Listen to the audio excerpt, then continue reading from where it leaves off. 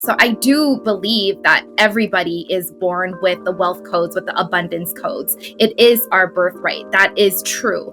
But we still have to claim it. We still have to take action to receive that. And that is us being human, going through this incarnation, right? Learning the lessons and releasing and letting go and expanding. Welcome to the GRACED podcast, a space for everyday magic for your everyday life. We do this through rituals, aligning yourself to your soul's purpose, and creating alchemy to heal our mind, body, and spirits so that you can bring in more love and joy, manifest your desires, and believe in your dreams. Listen and watch over at graceduong.com/podcast and on YouTube, Apple Podcasts, Spotify, Instagram, TikTok, and all the places you can find me on social media. Now let's dive in to today's episode. Welcome to the GRACED podcast, a space where we talk about everyday magic for your everyday life. Today's guests are Pamela Chen and Samantha Blossom, co-authors of the Mandarin Tree book, a book on how to manifest joy, luck, and magic with two Asian American mystics. In today's episode, we talk about various rituals connecting to entities from Asian diaspora like the Laughing Buddha and Kuan, and how we can use the Lunisolar Zodiac, otherwise known as the Chinese Zodiac, to better understand ourselves, and so much more. You may recognize Pamela from a previous Graced podcast episode where we talked about themes of the Magician card, which we dived deep into the realms of manifestation. It's a juicy episode, so listen back if you want to get all the details on how to best activate your manifestation powers. And if you'd like to dive deeper in getting to know yourself better, discover your tarot birth cards as a way to understand the central themes in your life. We have a free calculator on how to do just that on mysticmondays.com, along with extensive and in-depth tarot birth card reports available to order on our website. And we are doing a giveaway of Pam and Sam's book, The Mandarin Tree, over on Instagram and YouTube. More details on how to enter this giveaway over at grace.duong and at Mystic Mondays. Now let's dive into this episode. Hi, Pam and Sam. Welcome to the Grace podcast. Hi, Grace. Thanks for having us. Hi, Grace. I'm excited to be here. Yay. Definitely. So tell us about your relationship with each other and what it was like collaborating on this book together. So me and Pamela have a past life together. And we knew that we wanted to collectively create this. So in this lifetime, we reunited, and very quickly we were like, oh yeah, we should write a book together. And we did. And it was so flow, and it was like very magic. And we're just like sisters. Like with the editors, we're like, oh my gosh, you guys sound like almost the same. So it's really like a one voice that came through. So really exciting. Yeah, Sam and I actually met online. We met on Instagram. And I think we knew each other maybe a year or 2 years before. She really wanted to write a book. And I was like, okay, first I was going to like help her. And I was like, that's a lot of work. I was like, why don't we just write something together? And so that's when we just collaborated and we pitched something and it worked out.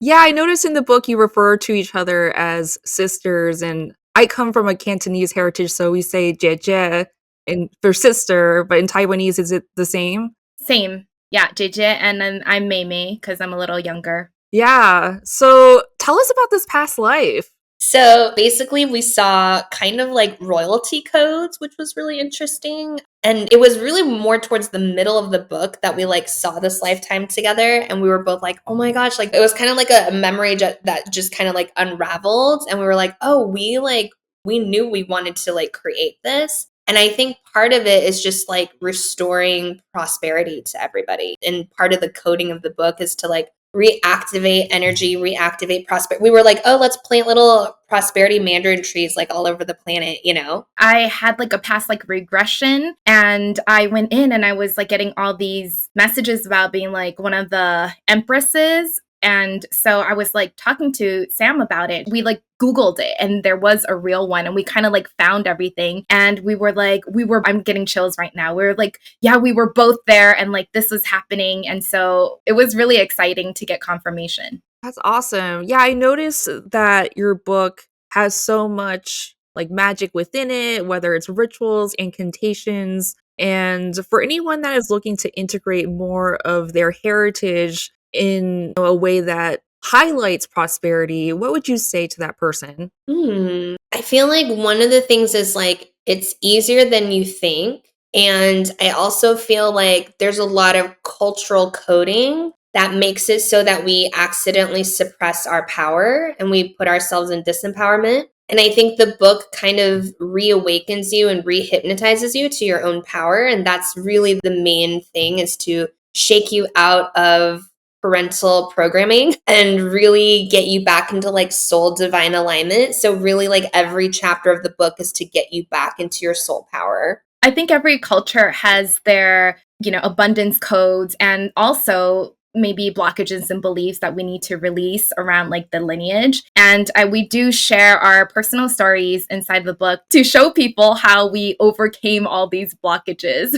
Yeah. So for anybody that is looking to connect with their ancestors, there might be a lot of generational trauma and things that they have to get through, but also highlighting a lot of that joy, abundance, magic, luck. How does one clear those negative attachments so that they can embrace the more positive aspects of their lineage? So I think that a lot of this is probably more easily done with an actual healer that you're working with. But I do feel like the book is like a door opener so that you can do some rituals and you can connect with them on your own. And essentially, it's really going back into the timelines and giving back to your past and also receiving from your past, and really just like over and over again seeing how abundant everyone is. And it's helping the personality, the identity, to kind of look around in the scenery and realize there were always more options than that person thought. So there's always more abundance available than we think. Like our brain tends to be a little bit more narrow minded.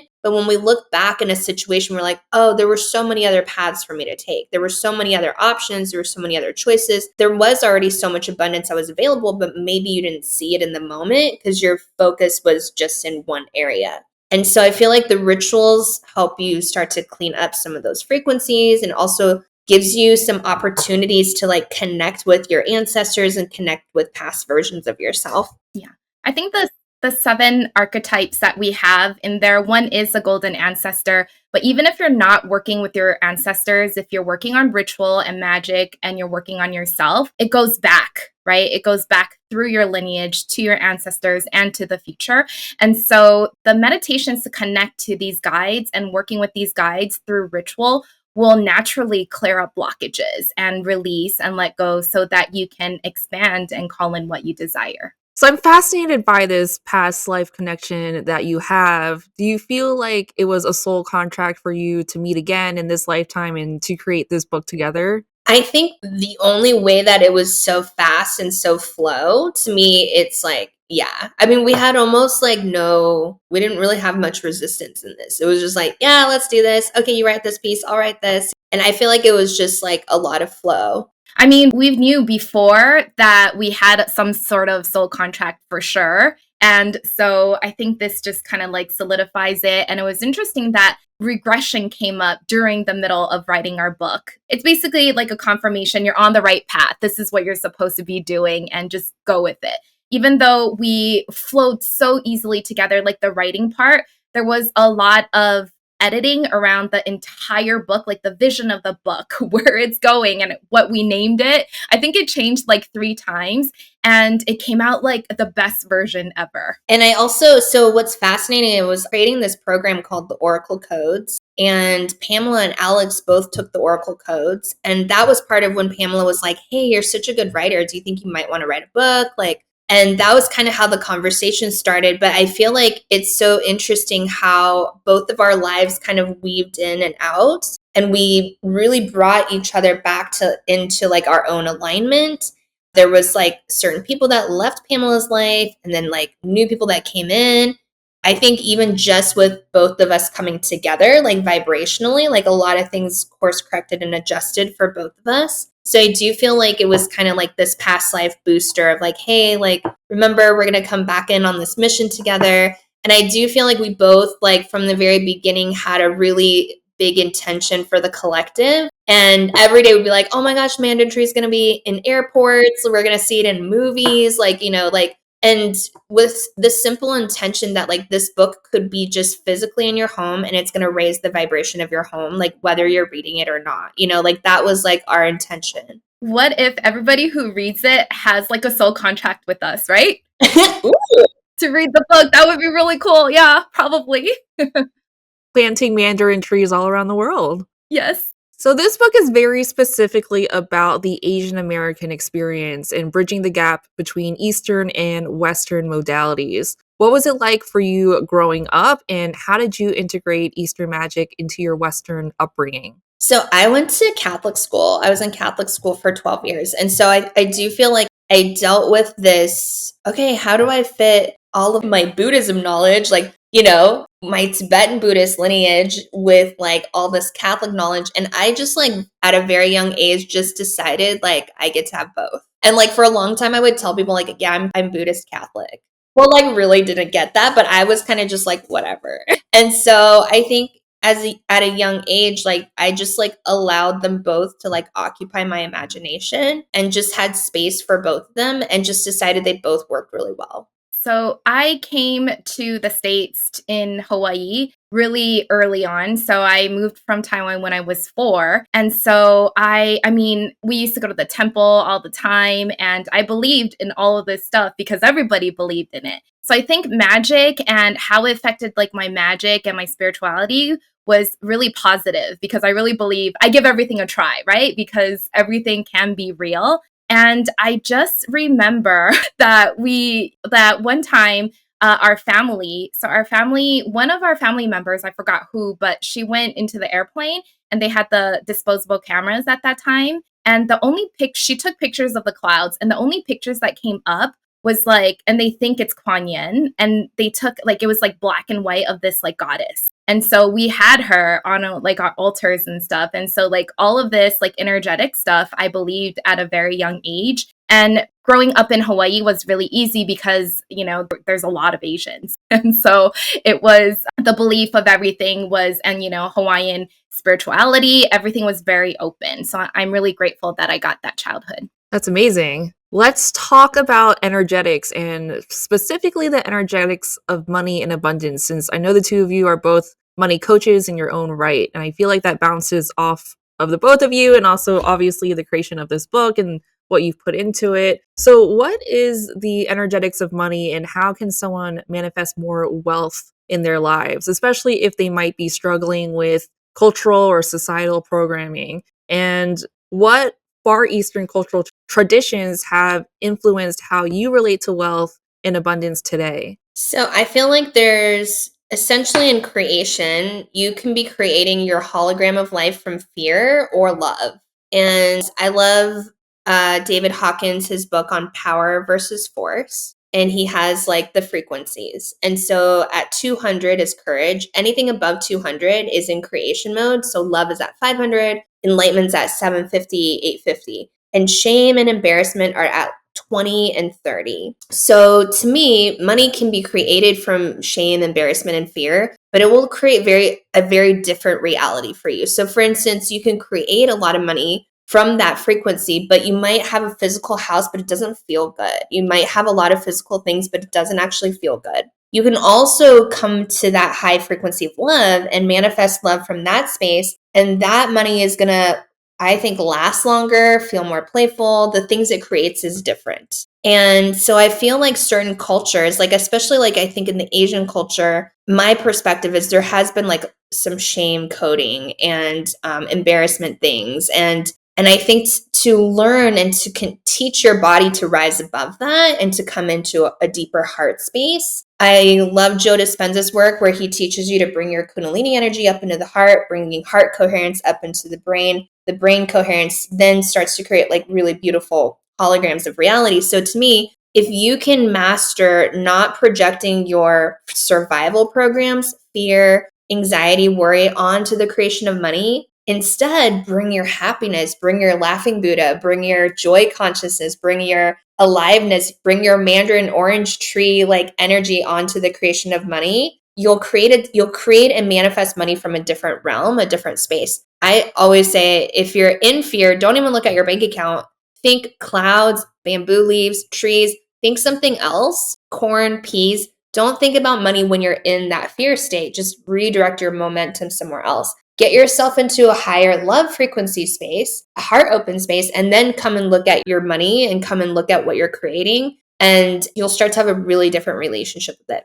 Yeah, I 100% believe that too. And just think of money in abundance like a radio frequency. We can't see it, but it's there. So if you want to listen to FM, you can't get the stations on AM, right? So if you think about $100 and what you can experience in your life and the frequency of that, it's very, very different from $100,000. So if we desire $100,000, then we have to create the frequency through love, through play, through laughter, and raise our vibe. That's why everyone talks about it, so that we can be open to the opportunity of receiving that 100,000. So I do believe that everybody is born with the wealth codes, with the abundance codes. It is our birthright. That is true. But we still have to claim it. We still have to take action to receive that. And that is us being human, going through this incarnation, right? Learning the lessons and releasing and letting go and expanding. I also really do have a really big influence in my life the last few years is Feng Shui. So, I mean, before that, I would play with crystal Feng Shui, which is inside of the book. And I would use crystals to amplify my frequency, to manifest what I desire, because crystals hold really powerful energies. And the past couple of years, though, I've been really into placing other stuff to create a sacred space and flow in my office, in the home, to call in more abundance. So that has been a really big influence for me. So, what if someone has received a lot of programming from family and whatnot? Like, what is the point of like distancing yourself from family to then raise your vibration? Or how important is it to maintain loving boundaries? And is there a way to protect a higher frequency if you are around perhaps like lower vibrational people that might be your family or friends or whoever that you're surrounding yourself with? Or does it happen to course correct, like you mentioned earlier in this interview? So I have a few strategies for that. One is the more that you can accept it instead of block it. So one is while they're having the negative conversation, if in your mind you can say, I love and accept this too, which I think is a very high level. If you're able to say, that person can have their negative reality, I don't need to change it, but it also doesn't need to affect me. That's the highest level. If you can have someone yell at you and you're like, I love and accept this too, and you integrate it in your nervous system, that's the highest level. Another way is thick layers of white light in between you and the other person. A third way is envisioning roses. Roses have been used for thousands of years and they have thorns. And so before the emotions enter your aura, it will hit the rose instead. So it doesn't come into your life force. So I feel like those are some tools that you can use until you can master, I love and accept this too. And I do feel like, especially when people are in the beginning of this work, there's definitely a lot of value in distancing yourself because you may not have the energetic bandwidth or the capacity to hold your own vibration around the other person. So you might need to distance yourself and have some space. And that's a hard thing to do. And to be able to like have the conversations of being like, this isn't personal. I'm just on a different path. I'm wanting to elevate, I'm wanting to change the trajectory of my life. Once they can stabilize the new thought field, they may be able to reintegrate back into that relationship and see how that changes. But sometimes that other person is never going to change. And sometimes they will. Sometimes when you update your consciousness, the other person will also shift their consciousness. That has happened several times. Everyone's going to be a little bit different. It's like we're all playing different puzzle pieces. We're all different avatars. And so you kind of just get to kind of play and see what works for you. I feel like there's different medicine for different people. Yeah. I think I personally had that is my experience in my life because I am not close to my family because I moved out at a very young age. And actually, I didn't really know my dad, and my mom left to go back to Taiwan when I was in Hawaii, third grade. I don't really interact with my family. And it's really funny because readings that I have done with Vedic astrology and the Nadi leaf in India, and they have told me the reason for this is Of course, this is also a contract, like how we talked about before with the past life, but they are not in my life because I didn't have to take on their karmas so that I can actually create my own beliefs. Because I think if they did bring me up, wow, I would have more blockages than I have now to clear. And I do view it, I mean, I don't hate anybody for doing anything. I did a lot of healing already. And I think that's the big thing. Like, you don't have to talk to them, but maybe just accept that this is what happened. And, they acted because that's their human, that's their consciousness. And we can't change them. The only thing that we can change is ourselves. So we can create the life that we desire and continue to send them love. Like when I do my prayers and puja, which I chant mantras, then it's also sending to my mom that I don't talk to. So I am open to the energetic connection with her, but talking to her did really stress me out, and it was okay not to. It's okay for me to close it at this time. And so I choose to doing that while building my business. And I think the attracting the negative energy or people, and we say this in the book, if you have a really powerful practice every single day, your magical practice, your spiritual practice, if you're focused on protecting your energy, raising your vibration, and have a really strong mindset, then naturally you're not going to attract all of this people, because what we focus on is what we call in. So we really do have to take responsibility also in what we are creating in our lives. And sometimes, most of the time, it's our subconscious. So we don't know, and that's okay. But now that you know, after you read the book,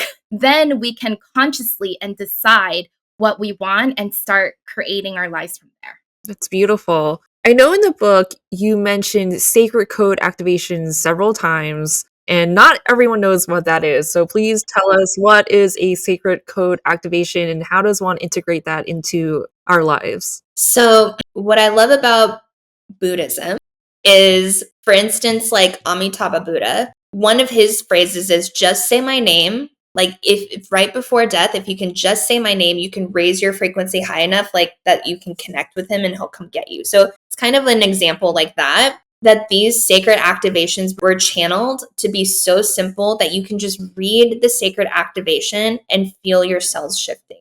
Just reading it is going to give you a cellular update. It's going to help your DNA and your RNA optimize to the current software program. So basically, the globe is always evolving, like the planet is always shifting, it's always evolving. And why we get so reactive is our brains haven't updated. Our nervous system hasn't updated. Our DNA didn't update. So by reading the sacred activation codes, it just helps you to upgrade. It's updating the software programming. Every time you read it, you're in a different state. So the words aren't static. The words are ever evolving. So every time you come back and you reread the book, it's going to be a new coding for you. It's going to be the latest software update for your system. And so basically, like, they were channeled, and it was just to make it as simple as possible for you to have these like software updates. There is 3 parts to the sacred code, I believe. And one are some affirmations and mantras for you. You can read it like Sam says, or you can say it. I like saying things because your voice is a tool.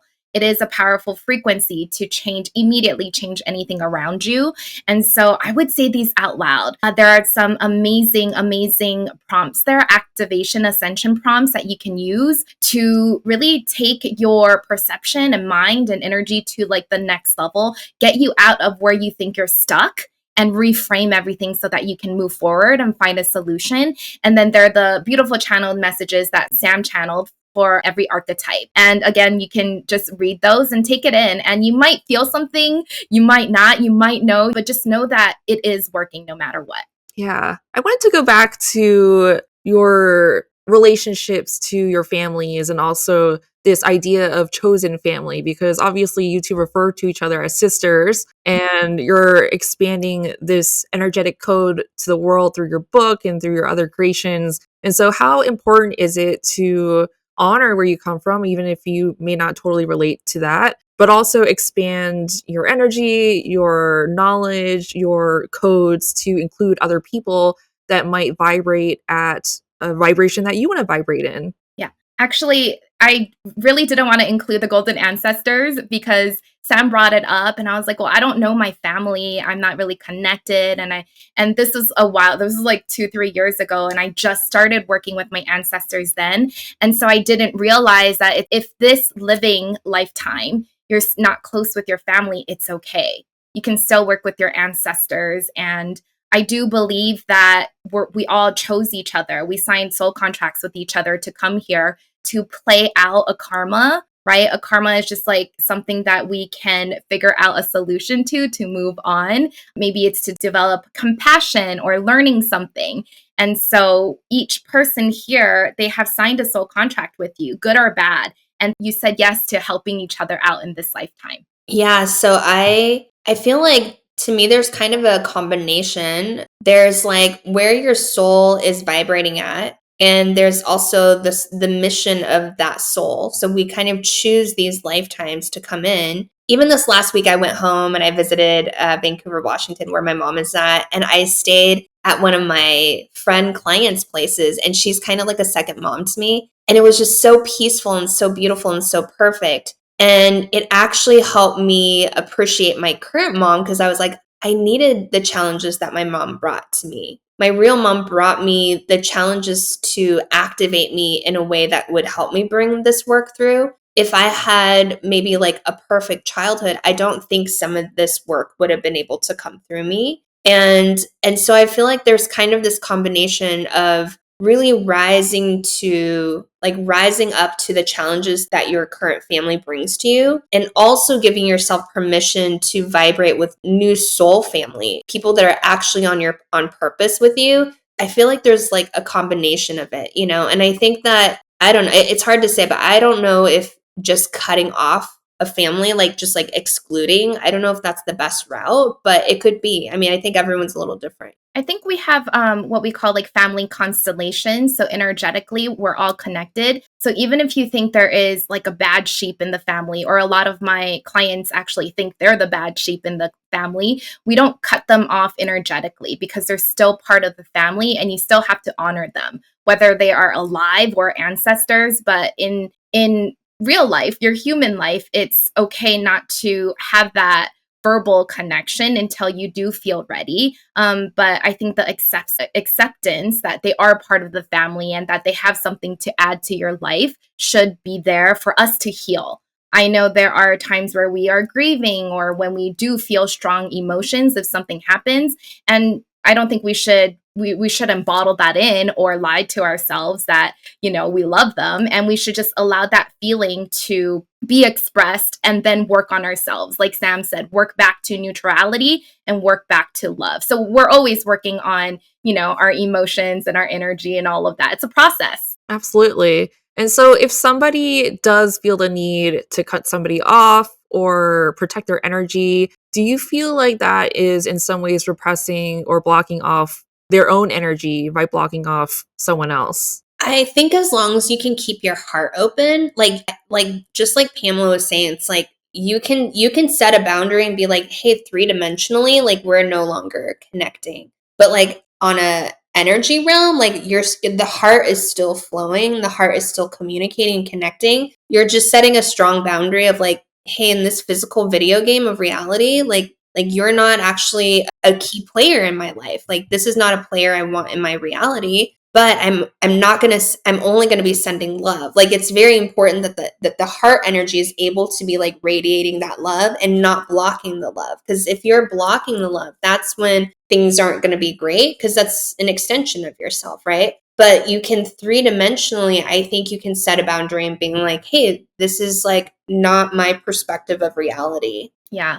So my business partner, Alex, and I work with Vedic astrology. She's really the expert, but I think she reads minds and our clients enough for me to kind of know. But actually in your Vedic astrology chart, you can see if you are supposed to 3D talk to your parents, right? Because your mom is the moon and your dad is the sun. And for some people, they do because their moon might be in their house of money. And so whenever they talk to their mom, it reflects their thoughts and beliefs around money. So it's really cool how you can figure all these out. So yeah, there are contracts, sometimes you have to talk to them, sometimes you don't need to. And then we just kind of figure that out ourselves, right? See what aligns with your heart, I think is the biggest thing. Yeah, and I suppose there are certain phases of life, right? Where sometimes you might have a lot of interaction with some family members, and sometimes you're going through a bit of a hermit mode phase.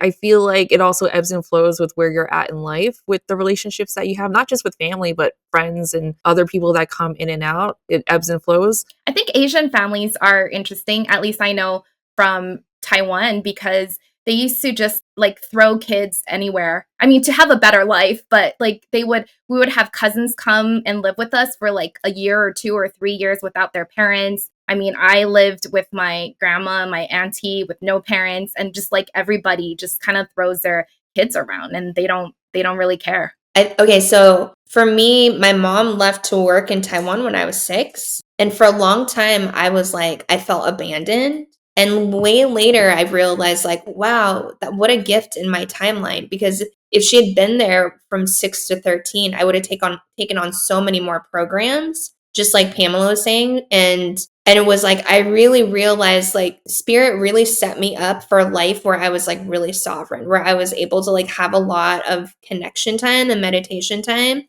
And so, yeah, I think it's just like trusting your life path, like wherever you're at right now, like the universe, basically every single step was laid out perfectly for, whatever you're experiencing right now. And I love in this program, it's called To Be Magnetic, and it's a manifestation program. But she's like, there's no friends, there's no enemies, including family members. Like, there's no friends, there's no enemies, there's just mirrors. So is this person mirroring your high self-worth or your low self-worth? So if the family member or the person in front of you is mirroring a low self-worth, as in they're continuously triggering you on some level, there's some part of you that you get to go back and heal and bring back to high self-worth. So it's always like a gift, If something's triggering you, there's something that you can look at and evolve. Yeah, and I think with any of these 7 archetypes and guides inside of the Mandarin Tree, you can really connect with them, build ritual, and then you can call on them anytime. If you need anything, even if it's not what we wrote in the book for that theme, you can still call in Kuan Yin or the Laughing Buddha if they pop up and call in that frequency to help you. Have you downloaded the Mystic Mondays app yet? Well, if you haven't, what are you waiting for? If you want to take the Mystic Mondays tarot and oracle cards with you wherever you go, the Mystic Mondays app is for you.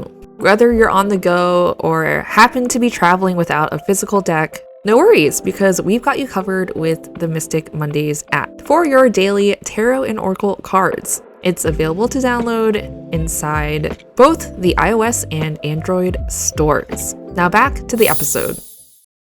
Yeah, so what I'm hearing is that every relationship, every situation, every tower moment or whatever it is an opportunity for you to really reflect and see how your body is reacting in this moment.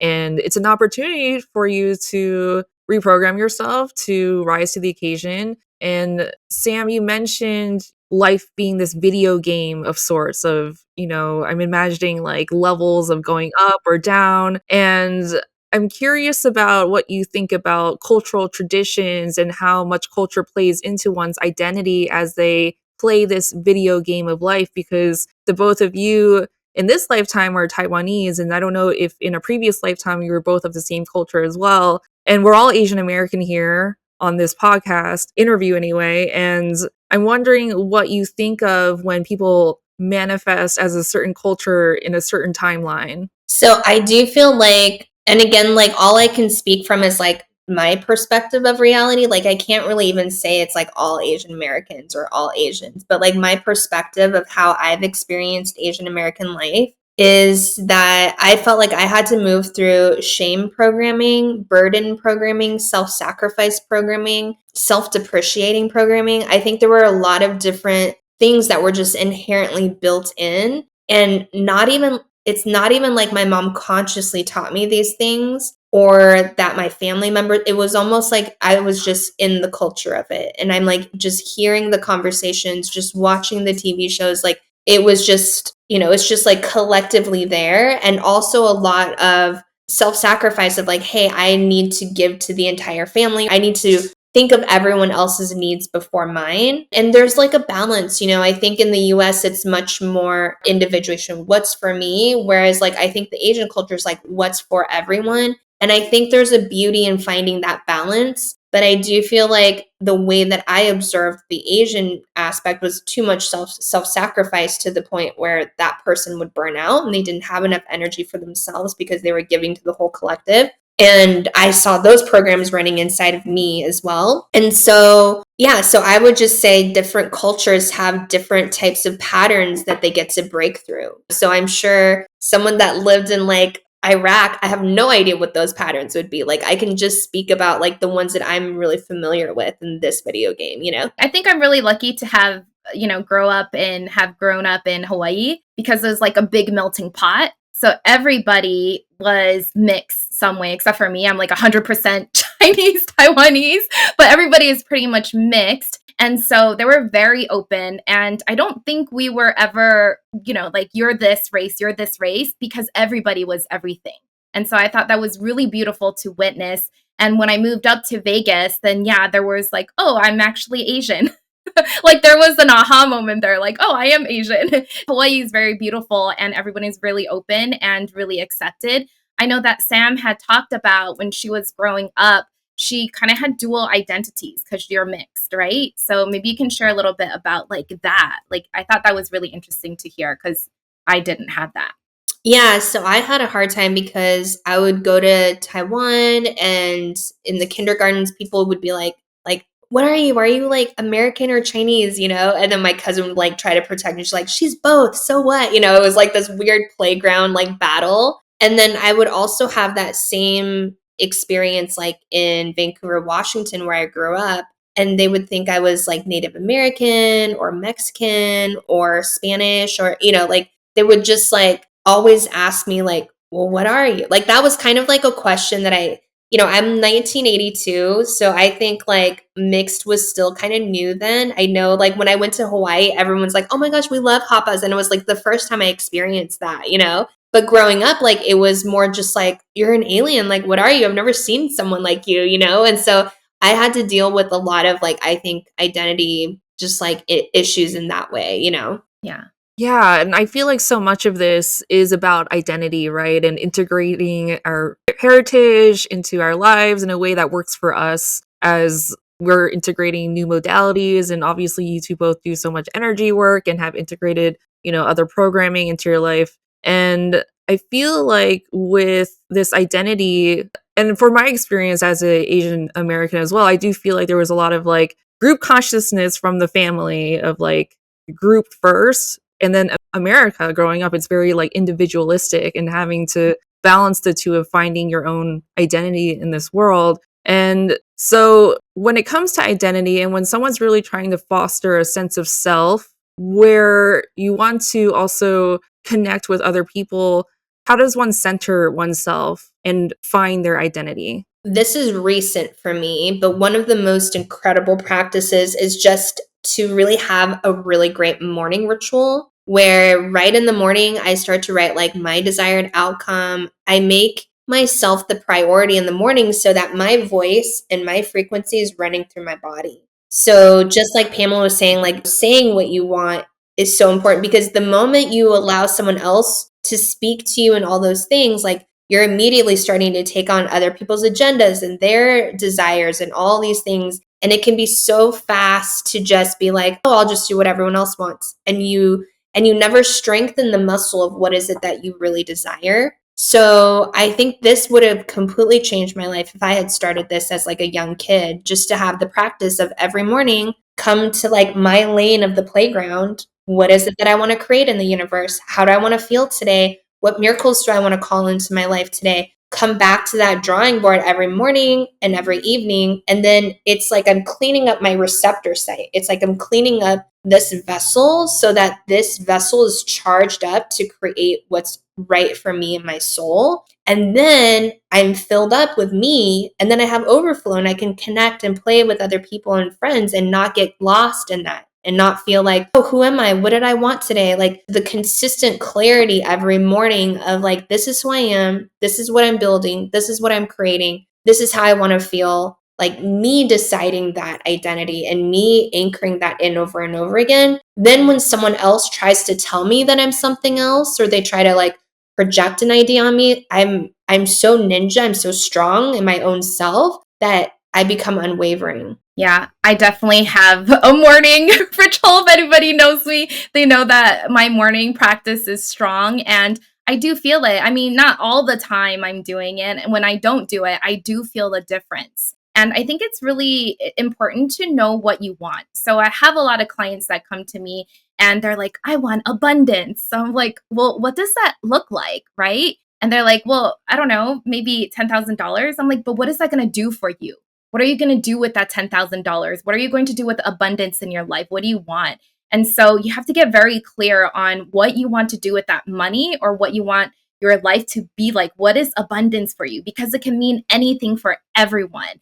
And I think whatever it is that you desire, if it is your true desire and not like your parents saying you have to be a doctor or lawyer, right? That's not your true desire. If you have your true desire and you can look back when you were 14 years old, what did you want when you were 14?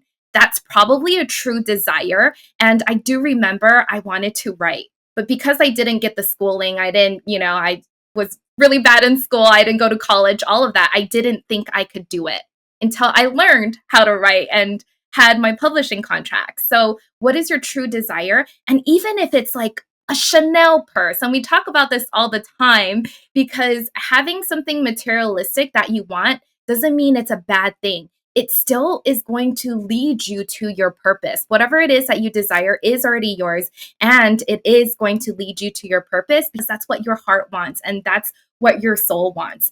And so being really clear on what you desire, having a morning practice. I do have a system. It's called 21-day manifestation method. And we always have to clear first because every day we are receiving new programming. Old programming is there, but also new ones from TV, from radio, news, right? All these from other people, energetically and mentally. And so we need to clear that. And then we can call in, and Sam and I, we actually manifested our book and a trip to Paris by voice noting each other every single day, saying it as if we already have done it. And sometimes it would be so real that she would be like, wait, did we get the contract? I was like, no, not yet in real life. But we would play in this energy of already having that thing. And you can write it, you can speak it, visualize it, because the brain doesn't know the difference between something that has happened as a memory or something you are creating. And so visualization is very powerful. And I love to lock it in with something physical. So like lighting an incense, lighting a candle to like ground that in, and then take action from that space, right? As a person who's already gotten that thing, what would you do? And then that's when you're aligning to that timeline. Yeah, so I'm also hearing that the both of you as chosen family are validating each other's realities of what you want to bring in. Whereas I think sometimes from like the family you come from, you might not have like family that might support, you're going to manifest a book or you're going to manifest a trip to Paris. Or was that one of the signs for the both of you that you are aligned and part of this chosen family with each other? Yeah, I mean, I love that you mentioned that. Like, my mom is obviously so excited that I wrote a book. But when I first told her, she's like, I'm like, Mom, I got a book contract. She's like, do people read books anymore? And it's just like so, it's just so funny that it's like, it's like my whole life I've just had to battle her wanting to keep me safe and just being like, hey, I don't want you to fail. So let's just like make sure you don't fail? And so I do feel like right now I'm in the middle of potentially moving to like Palm Beach, Florida, and I have my new business partner, Lotus, and it was like it's the same thing. It's the same thing with Pamela. It was like we have the same soul mission, and it just makes it like, oh, the thing we want to create is in flow and in alignment, and it makes it so much easier to actually create that. I think that's why masterminds are so powerful. It's like, and that's why hiring a coach is so powerful, because a lot of times when you're around all the people that have known you your whole life, they're going to tell you, well, you've never done that before. How are you going to do that? I don't believe you can do that. Show me you can do that. Or they're challenging you on some level because they don't feel safe with you evolving. They see you as the same game player and they're like, wait, you're this game player. I want you in my life playing this game. Like, that's what makes me feel safe. So you really have to like be so confident and bold and powerful in yourself to be like, I'm quantum leaping out of this reality into another one if that's what you want. Actually, even though, I mean, I don't really speak to my family much, but when I do, like my grandma, my aunties and stuff, and my cousins, and they're actually really supportive of what I'm doing. They might not know. My auntie keeps telling me to go sell crystal bowls, which she thinks that's like spiritual, and she sees me doing something spiritual. She's just like, you should, this lady in Taiwan. And I'm just like, okay, auntie, thank you. But they do believe that, as an entrepreneur, you can make money. So my boyfriend of 18 years, when I started this journey, we just started dating and I was going through Reiki classes and he was like, that's the devil's work. Don't do it. And he didn't talk to me when I went to these classes. And I was like, fine. But I think in your heart or in your soul, you have to do this, right? It's like bigger than this relationship that could or could not work, right? Thankfully it did. And it wasn't like I had to convince him. I just kind of stayed again in my own power, in my own authenticity. And he kind of felt that. I didn't talk to him at all about it. And he just kind of leveled up because I leveled up. And he started talking to other people about my healing. And he's like, yeah, she does healing. And then I remember my first self-published deck, Crystal Unicorn Tarot. He was helping me pack and he's like, what is this? I'm like, that's the tarot deck I worked 2 years on. And then he didn't know what a unicorn was. So they don't have to know, I think. And I don't know how he makes money because he has this mindset where you have to like save money, work your job, work hard, save money. And so when I was doing these side businesses, he would always tell me, stop doing that, just save money, go to work. And I mean, I didn't listen to him. I guess I never listened to him. And, I was able to quit my 4 jobs and have my own business. And when he did my taxes, he saw that I was making money. And so he stopped telling me to go to work. But sometimes now he still pops on. He's like, you could have done loans for houses and you could still make the same money. I was like, babe, that's not the point. I'm not happy selling houses. This is my passion. Yeah, I love that Samantha mentioned the framing of like safety, right? And you both mentioned like the people that you love, even though their words might be a bit harsh or might rub you the wrong way, it's out of safety and protection, but also safety and protection for themselves, right? Because their identity is also shifted when your identity changes. And I'm curious, Pamela, because you mentioned you're in a relationship with your boyfriend for 18 years. Has his identity shifted at all as your identity has shifted? I think so. I think he's able to accept my healings now. Like if something happens and then I'll be like, oh, babe, let me heal you. Or he always loses his wallet. And so I will use remote viewing and find it. And I'm like, if I find it this time, you have to tell me I'm psychic. And every time I find it, he's like, you probably planted it there. But I have noticed that his thoughts became more expansive than before. And so he was able to accept a lot more things now.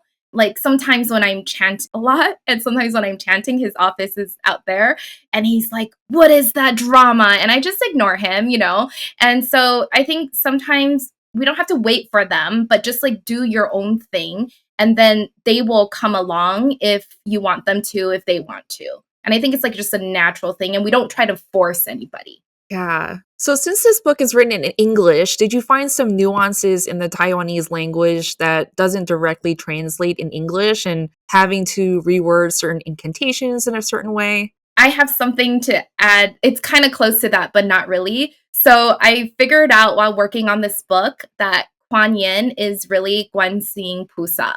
So it sounds kind of different. And I didn't know they were the same goddess. And so I was like, oh, because Pusa, that's my goddess since I was really little from the temple masters, they told me. And so I worked with her, but I didn't know that it was the same as Kuan Yin. And that's why I didn't really work with Kuan Yin a lot because I didn't, resonate with that. And then when I was speaking to Sam about it, she's like, that's the same person. And I'm like, oh, so that translated because a lot of times in Chinese, since I came to America when I was little, I think of the word, but I know the meaning in Chinese, but I don't translate that, if that makes sense.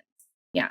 Yeah, so that Guan Yin has many expressions of her. So Guanxin Pusa is the one where she has like 1,000 hands with 1,000 like an eye in each hand, so she can support anyone on the planet anytime. And But yeah, it's kind of like you just don't realize like, oh, it's this same God or same bodhisattva, but like a different expression, you know? Yeah, and you both mentioned the Laughing Buddha several times, so I know it's also in your book. How can we integrate more Laughing Buddha? How can we activate the Laughing Buddha into our lives? I feel like when you can get into laughter and when you can get into play, it's like all of your chakras just turn on. You know, it's like when most of your cells are happy and buzzing and vibrating, I feel like it can kind of just like elevate you and ascend you into this other timeline. You know, and it's like if you can get a few of your cells happy and then you can start to get the rest of your cells happy, I feel like happiness protects you. You know, like if you're in a lawsuit or in a dark time, whatever, it's like if you can just get yourself into laughter and play, you're going to see miracles just pop in. You're like, oh my gosh, like how did that just happen? Because if you're vibrating so high, those dense things can't really touch you. Like you just keep vibrating, like those things will just shed. And so the laughing Buddha is Lord Maitreya. It's the future Buddha. So Sakyamuni Buddha was the last Buddha of this timeline, this Dharma timeline. Then the future one is Lord Maitreya, which is Laughing Buddha. And so Laughing Buddha is just a different depiction of Lord Maitreya. So it's just like Guan Yin and Guan Xing Pusa. It's like, so we have like the Laughing Buddha with the belly, big belly that you're rubbing. And he's like symbolic of like, hey, you could take your time towards enlightenment. Like there's also a napping version of him. It's like you could take a nap and like get there if you want. You know, it's like he's just kind of like, just chill, play, relax. It's like, it's just going to happen. That's his consciousness. Yeah, I think that relates to, like the napping thing is don't be so obsessed over your goal that you're blocking yourself, right? Like release and let it go and let flow come.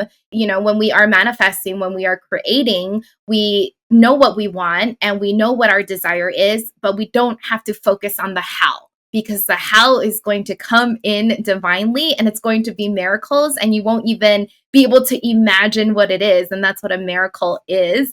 And I think the one thing that we really got for Laughing Buddha was like gathering, eating, singing karaoke, and having a lot of fun together. And even I'm going to go back to the Vedic astrology chart with our business students. We saw that some of them, for them to make money, they need to travel or get massages. Like if they do that, they will make money. It's crazy. So whenever they are like in a launch or really stressed out or they're like money's not coming in, if actually they go do some kind of like leisurely fun thing, that's their money activator. It's really cool. Yeah. And something that I notice about the two of you is that you both have a lot of laughter energy, playful energy when you come into the room. So I feel like obviously that boosts everyone else's energy when you also come in with your own like playfulness, laughter, high energy. And I think that also brings in more ease because people are probably maybe not as guarded or maybe able to let their guard down. So something else in your book, commonly referred to as the Chinese zodiac, but in your book you refer to it as the Lunisolar Zodiac. Why is that, and how can someone use the Lunisolar Zodiac to better understand themselves and their life path? Yeah, so it was originally the Chinese zodiac, but actually Benabel Wen, who wrote the foreword for our book, she did bring up a really good point that not only the Chinese use it. So a lot of the other different Asian culture also celebrates it. And also some have the cat in it, though the Chinese one doesn't. So we didn't include that one. But I think it's just like another way of figuring out yourself and your relationship with others and their energy, like really to understand how your connection is with other people. And Chinese feng shui is depicted with the energy of the year and the day and the time. So let's just say this is the year of the dragon, right? 2024. I think everybody basically knows that. And so we can come down to like the date. So each day is actually a different animal zodiacal frequency. And so you can see if they're in alignment or maybe they're like the opposite. And that day will tell you if it's a good day or a bad day, kind of like astrology. So that's really cool to see like the energies there. I think growing up, it was really embedded in just the day-to-day conversations. Like, for instance, like my uncle's like a horse. So he had like horse paintings all over the house and he painted horses. And then I had two aunts that were born in the year of the pig. And my mom's like, yeah, the pig life is so easy. Your aunt's just like on the couch and watch TV all day. And it's just like, It is really interesting. I think it's like the more you play with it, the more you kind of can understand it more. And it's just another way of like understanding your personality. And for me, like knowing, like, okay, I'm born in the year of the dog, and the dog can tend to be very loyal and worry a lot more. And because I'm like protecting so it's like I have a tendency to naturally worry. But I think just knowing, like, oh, okay, like that's part of my lunisolar sign. So I can just be like, it's okay. I can just like accept it and not like judge myself for being a little bit worried or too loyal, all these things, and just like understand myself better in that way. Yeah. And I think it's also for like bringing in good luck and good energy. You can use it for that. So they say you can always keep your animal sign with you for good luck, and maybe the secret friend, which is in the book, like your ally. And so if you can keep that in your wallet, if you keep that in your bag, keep it around the room or something. Like I actually have mine. It's a it's a rat. My friend got it from me in Japan, but it's a Hello Kitty rat. And that's my sign. And if you can keep these symbols by you, then it's kind of like you tapping into that belief or frequency that, hey, it's bringing you good luck today. You're in good fortunes. I like the way of looking at your lunar solar zodiac sign as another way of like encompassing like the characteristics of that animal. I feel like something that I didn't like completely resonate with was it categorizes like the entire year of people under that one animal. But I know that there's other ways of reading the lunar solar zodiac where you have like other signs associated with it, which is like something more like why people might relate to their big three in astrology or something like that. It's a Baizen chart, is that right?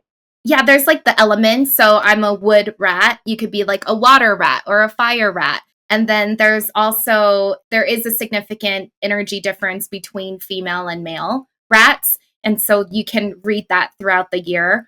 I think it's just like a basic overview of how your energy is going, but there's always remedies. I think that's what I like about these is that if the year is not going too well, this is something you can do to change that, to change your energetic flow or to protect yourself from, they do call it misfortune and to bring in more fortune or like what to do, what not to do. So I like that there's options and it's not like you're just screwed for the year. Yeah, and I feel like honestly that style of astrology is extremely complicated, and we kind of just gave a door opener, but like if you really dive into lunisolar astrology, it's very in depth, and it's very in depth and really meticulous. And I don't actually know a lot of people that can do those types of readings. I've only had those readings in Taiwan. Like, for instance, I am a water dog, but I have a lot of water and it's a lot of intelligence, and which can also make me like too emotional, all these things. It's just like very fascinating. But yeah, I mean, when someone is able to really dive into those charts, it's very specific.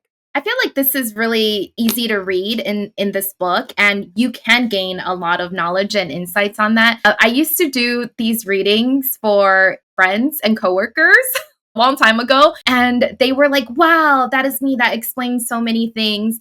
And so I think this could give you like a good start in discovering other elements of your personality or power. Yeah, I feel like it's just like a door opener. Someone already told us that they were like, oh, after reading this section, they started finding all these other books and now they're reading, like going in depth into it. So we're going to move into fast 5 questions, and I'm going to ask the both of you, what is your sun, moon, and rising signs? In Western or Vedic? Good question. I think it's what you're comfortable with, because I know in Pamela's first interview, she mentioned her Vedic signs. So what do you resonate with? I personally kind of resonate with both. So in Western, I'm rising Sag, Sun Sag, Moon Virgo. And in Vedic, I'm rising Scorpio, Sun Scorpio, and Moon in Leo. And honestly, like I can see both for me like really easily. But I do deeply resonate with my Vedic chart. Like I did feel like when I found out, oh my gosh, like maybe I'm Scorpio, like I was like, that makes a lot of sense. But I also feel like I'm very playful. I travel a lot. I'm a super philosopher. So I feel like that Sag like really works for me too. I remember when we told Sam her Vedic and her world kind of ended for an hour. I was like, oh my God, like this is making so much sense. Like my dad passed away when I was like 13. I have a huge birthmark on my right leg. Like I was just like, oh my gosh, what if I've been a Scorpio this entire lifetime? Like, yeah. Yeah. So my Western, I am Sun Virgo, Moon Leo, Rising Capricorn. For my Vedic, which I think I resonate more with, and a lot of a lot of psychics that I've been to before, they actually tell me I'm Leo. So I'm Sun Leo, Moon Leo, and Rising Sagittarius. So in Vedic, they actually look at your ascendant. They look at the rising. So I would say I'm Sagittarius. Cool. Yeah, I totally relate and resonate because I actually relate to both of my signs and they're like completely different when I switch back and forth. So I think it kind of like depends on, your life situation and where you're at. So what advice would you give to your younger self? For me, I would say play more. I would say allow yourself to be free, play, explore, and just like give yourself that space to play so you can find out who you are. I think when I was younger, even though I was young, I would tell myself that it was like too late to learn stuff. So there were a lot of stuff that I felt like I didn't do or learn because I thought it was too late. And so I probably tell myself, no, it's not too late. You're only like 20, you're only 18. There is a lot more life to be lived and you have time. I love that. How would you define everyday magic? I think everyday magic is deciding that there's magic in everything. Literally, like I turn on the faucet and I imagine platinum liquid light coming out of the water. When I take a shower, it's platinum liquid light. When I walk on the streets, I imagine gold light through the streets. Like I'm walking on lotus flowers. Like I'm always adding magic to like everything I do. So that to me, it's like I created the modality of the quantum particle because like when I see things, I just see the particles of light everywhere. So that would be my personal definition of everyday magic. I think my everyday magic is always seeing and receiving a miracle. So, like creating a miracle out of nothing sometimes, but also like getting real miracles. But I would just be like, whoa. Like when we go on retreats and hiking and walking, I'm just like, whoa, look at the stick. It wants to come home with me. And I think it really does. And so, just like creating these miracles. Wow, look what I found. I found a penny on the ground. And with that, because you're focusing on miracles and abundance and joy and gratitude, like Sam says, that's going to come into your life even more. And that's magical to me. What are you looking forward to in the near future? For me, I'm really excited about building out this app called Incredible You. So I'm basically building something out so that I can take everything that I know and can teach, like placing it into like one app and then having like retreats around it. I want to do retreats around the world with like that are surrounded by hot springs and just updating the cellular system. So I feel like those are my two really big projects that I'm very excited about. What am I excited about? Well, Alex and I are in the process of somehow entirely merging our business. So combining like the business spiritual academy and certifications, Akashic, energetic, all together into one. And so that's a big project. And of course, getting more publish more books and decks and just like continue my publishing career. And yeah, I think I'm really excited I think next year, like all of my things are coming out. And I feel like next year is just going to be really, really fun. And money, yeah, but really, really fun. I think it'll be really fun. It'll be really busy, but I think it'll be really fun. Yeah, and I noticed several stacks of decks right next to you. And those are also some of your new publications along with the Mandarin Tree that's coming out. So I would love to ask if you could give us a collective reading from one of your new decks. Yeah. I'm gonna use Caticorn, even though it's from US Games, but it's not Llewellyn. So a cat and a unicorn is a Caticorn. This is actually a self-published deck at first, and then I think it was too cutesy for Llewellyn, so they said no. And then I pitched it to US Games, and they're like, yeah, we love it. And so I will do, it's really cute, the back. Is there a question, Grace, that you usually ask? Or Sam, do you want to ask a question? Anybody? I think just the thought of like what will turn on the most miracles for everyone on the call today. Beautiful. I love that. This is the first time I'm doing a reading with this deck. I just opened it. Okay, hold on. So I'm going to pull a deck. Four of Swords. So this says to me is to like quiet your brain, quiet all like the hustling and just rest, take a vacation, take a nap, and you are going to receive the miracles when you just like let go and release and not be in when is it coming? how am I going to do this? Or what do I have to do? Or like just like hustling and trying to take all the action, all the manifestation. But you've done the work, right? Every day you wake up, like Sam said, do your practice, do your morning practice. You've done the energetics, you've done the mindset. And then from there, just like lean back and release. Oh, I love that. And then you will be the Hierophant. So many cute cats, caticorns. Caticorns, yeah. Then you will become your own spiritual master, I think. Once you learn how to just like quiet the mind, go within.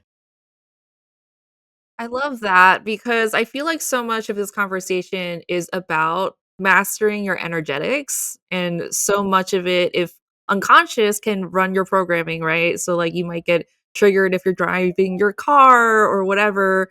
But I feel like also a really core thing that I heard from the both of you was accepting the present moment for what it is. So, even if you are triggered by, whatever it is in traffic or a relationship or a family member, I think the acceptance that you're feeling from somebody else can also reflect the acceptance that you're integrating within your own self, of accepting aspects of yourself that you might have repressed or might have needed to integrate or something like that. And if anybody needs to go rest, that is definitely a sign to take that nap and to do that self-care and to do what you need to do to get your energetic frequency up. So I want to thank the both of you for taking the time to be here, for sharing this wonderful book with us. I can't wait for people to read it and to tell us how they resonate with it, how they're integrating it into their lives. So thank you so much. Thank you, Grace. Thank you, everyone. This was so beautiful. Thank you, everyone. We're excited for the activations from this. So thank you so much. And planting more mandarin trees all around the world. Alrighty, until next time, bye. Thanks for tuning in to today's episode with Pamela Chen and Samantha Blossom. I'm so glad that we were able to talk about the Asian American mystic experience and how they bridge the gap between the East and West with their own magic and their own background. I'm curious, what rituals appealed to you the most that we mentioned during this episode? Leave a comment to get the conversation started. And as a reminder, we are doing a giveaway of Pamela and Samantha's book, The Mandarin Tree, over at Instagram and YouTube. Until next time, my dear mystics, sending you grace today and every day. Thanks for tuning in to this episode. Remember to subscribe and check out more Grace podcast episodes for how to apply everyday magic to your everyday life. See you next time.